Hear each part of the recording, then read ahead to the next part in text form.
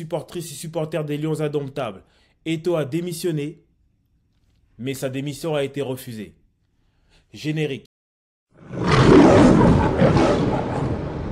Le 5 février 2022, après une victoire au pénalty face au Burkina Faso, Samuel Eto'o s'adresse aux joueurs dans les vestiaires et conforte Conceição dans son poste de sélectionneur du Cameroun. 15 jours après, le président de la FECAFOOT nomme Rigobert Song son ancien coéquipier et capitaine. 2 ans jour pour jour maintenant, quel est son bilan? Comme vous l'avez compris les amis, comme vous l'avez compris, Samuel Eto'o a démissionné de son poste. La FECAFOOT a communiqué sur son...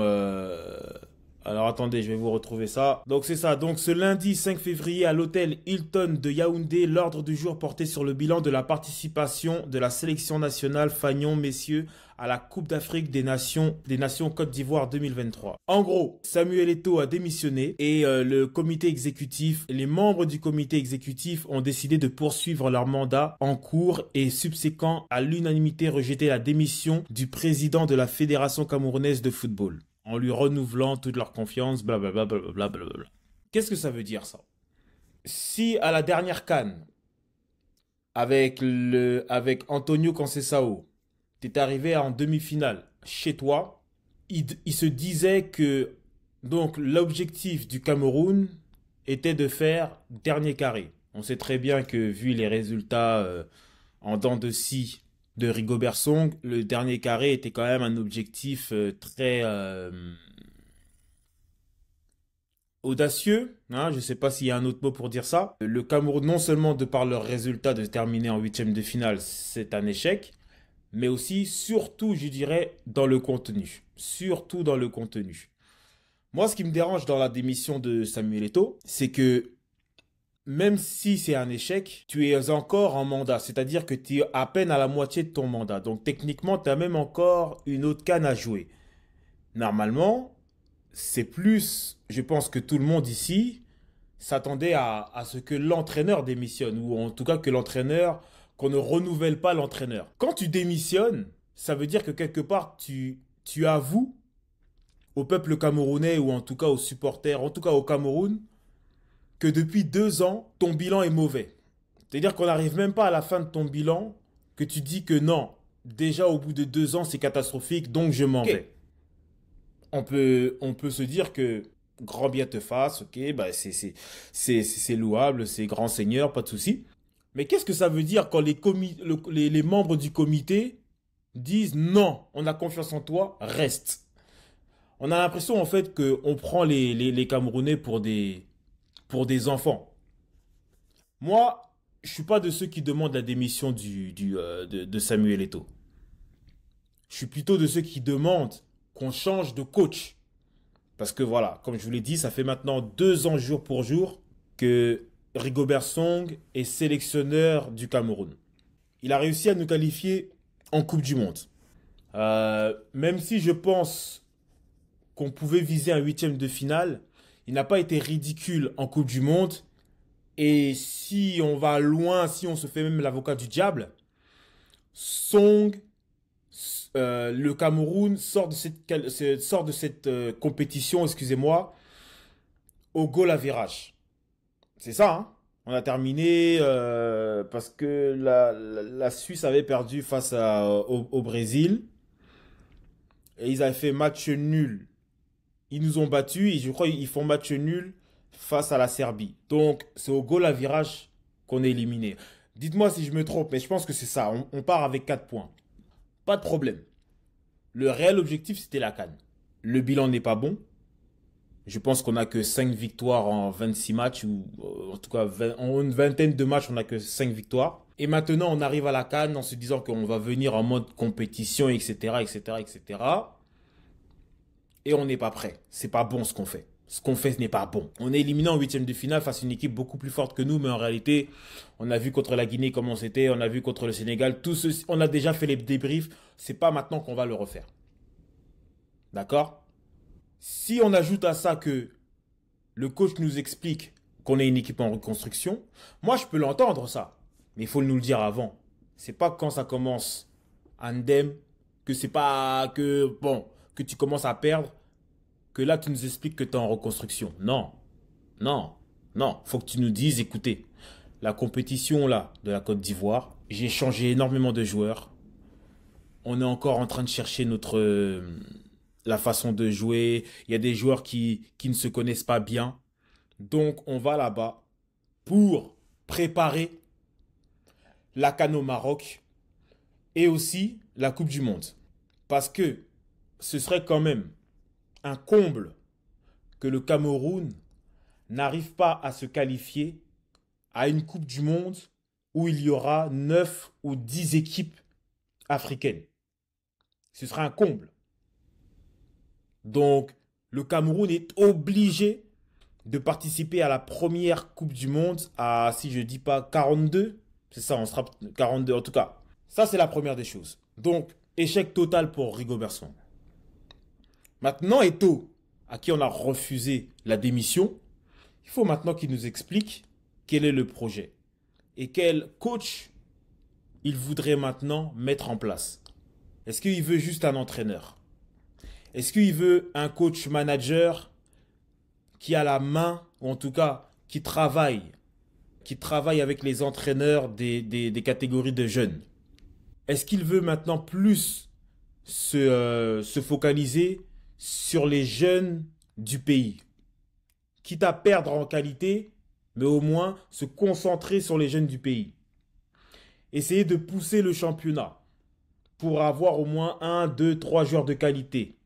Parce que quand vous voyez les joueurs d'Afrique du Sud, d'Égypte, alors je sais bien sûr que c'est le jour et la nuit, il n'y a pas de problème, mais on peut pas en fait, on peut pas miser sur des binationaux. On peut pas. On peut pas. Parce que le problème c'est que tu n'as pas une équipe assez attrayante pour attirer des binationaux de très bonne qualité. Tu seras toujours obligé de te rabattre. Tu seras toujours obligé de te rabattre pour ceux que la France, Belgique, Allemagne, Angleterre ne veut pas. Ça ne veut pas dire que ça veut pas dire que c'est des mauvais joueurs. Mais tu perds quand même en qualité. Donc, quitte à perdre en qualité, investissons sur les centres de formation. Investissons sur le championnat. On a 2 ans. Je dirais même moi, on a 4 ans. On a 4 ans. Pour moi, si on passe dans cette direction, c'est objectif CAN Tanzanie. Objectif CAN Tanzanie. Malheureusement, les Jeux Olympiques tombent cette année. Donc ça veut dire que les Jeux Olympiques ne sont pas vraiment un objectif. Mais on peut se faire aussi un objectif Jeux Olympiques pour les 4 prochaines années. Le coach que je voudrais, c'est un coach sérieux, un coach qui est conscient de la réalité africaine. Pas forcément qui a de l'expérience africaine, mais qui est conscient de la réalité africaine. Si possible, même qui vive au Cameroun, en tout cas, qui soit au moins la moitié du temps au Cameroun. Pas quelqu'un qui est à l'étranger et qui vient juste pour les matchs. Quelqu'un qui sera vraiment conscient des réalités du pays. Qui connaîtra réellement tous les joueurs du championnat. Tous les jeunes qui sont en dehors du Cameroun.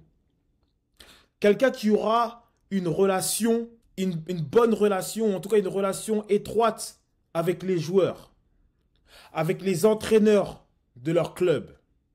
Un jeune comme Carlos Baleba, il faut qu'il y ait une vraie relation. Qu'est-ce qui se passe? C'est pas normal qu'un jeune joueur de 20 ans qui joue en première ligue ne soit pas en équipe nationale du Cameroun. C'est pas possible. Un coach qui irait voir des binationaux, mais comme Regragui, comme Belmadi, trancherait très rapidement. On vient te voir, on te propose un projet, c'est oui ou c'est non. C'est pas je ferai après la CAN, attendez, par là mon... Non, c'est oui ou c'est non et on t'en voudra pas. On t'en voudra pas. Vous faites ce que vous voulez les gars. Les gars, moi je parle vraiment aux binationaux, moi-même j'en suis un. Les gars, vous avez le droit de jouer, vous avez le droit d'attendre la France, comme Sacha Boey. Vous avez le droit d'attendre l'Angleterre, l'Allemagne, vous avez le droit. Vous avez le droit, les gars, vous avez un passeport français, vous avez le droit.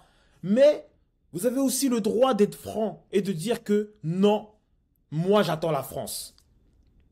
Mais ne dites pas des oui, mais j'attends la CAN, rappelez-moi dans 6 mois. Non. Non, les gars, prenez votre décision. On vient vous voir, prenez votre décision. Oui ou non. Oui ou non. Nous, ça nous évite de faire des spaces, des articles sur un tel.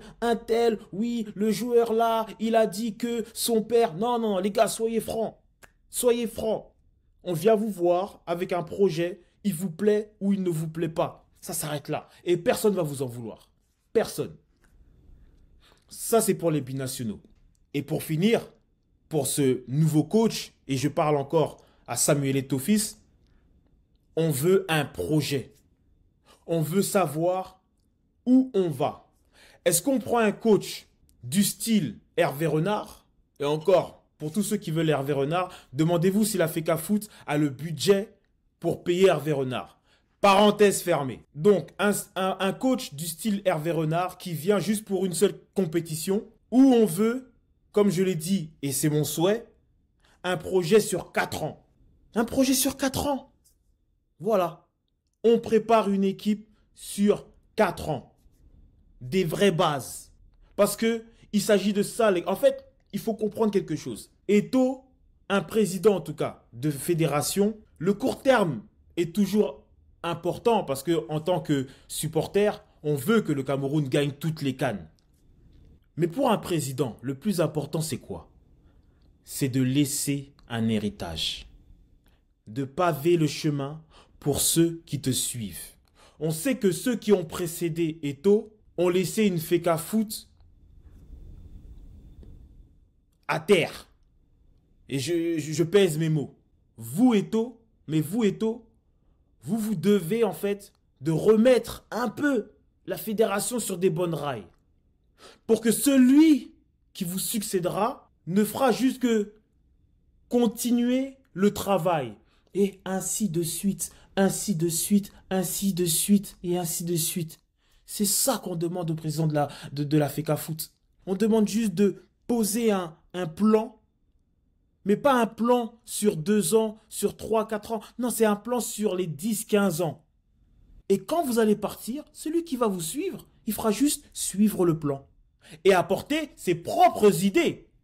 Il apporte aussi ses propres idées. C'est tout ce qu'on veut. C'est tout ce qu'on veut. Je sais qu'on a le vivier au Cameroun. Je sais qu'on a des binationaux qui veulent réellement jouer pour le Cameroun. Je sais qu'il y a des gens compétents, que ce soit dans les coachs, en tout cas dans les staffs. Je sais qu'il y a des gens compétents. Si vous ne voulez pas prendre au Cameroun, prenez sur le territoire en Afrique. Et si vraiment vous voulez sortir de l'Afrique, prenez au moins quelqu'un qui est compétent. Ne prenez pas un sous-coach qui n'entraînerait même pas une 2e division en France. Prenez quelqu'un de compétent. Prenez quelqu'un qui mérite d'entraîner et de manager une équipe nationale qui a gagné 5 fois la Coupe continentale. C'est tout ce qu'on demande. C'est tout ce qu'on demande. Sincèrement, je vous assure, croyez-moi qu'on ne demande pas de gagner des CAN à chaque CAN, c'est pas vrai. Mais on veut voir du jeu. On veut voir des joueurs qui méritent de porter ce maillot. Et qui sont conscients aussi du poids du maillot. Qui connaissent l'histoire. C'est tout ce qu'on demande. Supportrices et supporters des Lions Indomptables, c'était le D de la tanière 237. On est ensemble.